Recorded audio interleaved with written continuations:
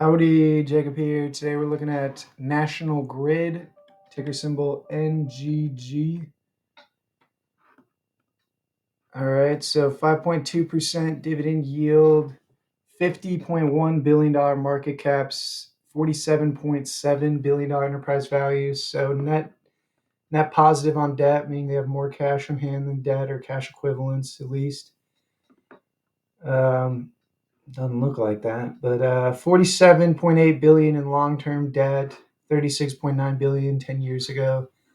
They have roughly a little over 3 billion in cash and cash equivalents and short-term investments. So I'm not sure how that enterprise value equates, but let's see what that is in relation to free cash flow. So about $48 billion.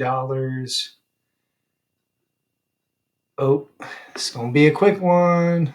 Woo. All right, getting straight to assumptions because I already know I'm not going to like it. So that dividend that pays out $2.2 billion, their 5-year average is maybe, it's 1 billion maybe. So cut that in thirds at least. It's being conservative, I guess. And then on the revenue growth side, multi-utilities, electricity and gas, I presume it's going to grow roughly with inflation. So let's do 13 on the P, price to free cash flow. The free cash flow margin is way lower than the earnings margin, hence why I know this is already going to be pretty ugly, but can do it anyways. Debt has been pretty high, so I'm going to put both these on the lower end since interest expense is likely going to affect it quite a bit.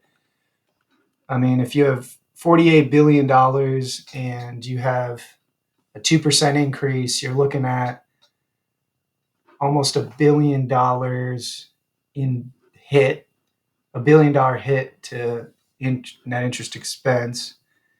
And I mean, that's a good chunk. I mean, you look over here, that's half, over half, almost half, a third.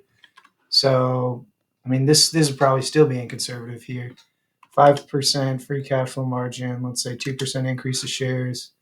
Yeah, it's just not there. This is just those multi-utility companies that have so little free cash flow just don't interest me whatsoever. If you understand the business, absolutely go for it. But for me personally, it's just not something I understand because to me, free cash flow is the lifeblood of a business. And if you have so low free cash flow that you're just going into debt to fund a dividend that you can't afford and going into debt to fund acquisitions that, the only reason you're making it is to make it look like you're growing.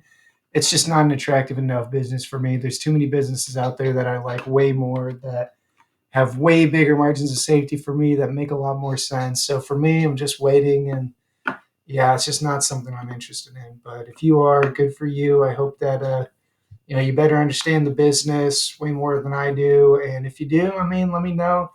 I definitely like to learn more about businesses like these where they just don't make cash flow, but can somehow, have a dividend.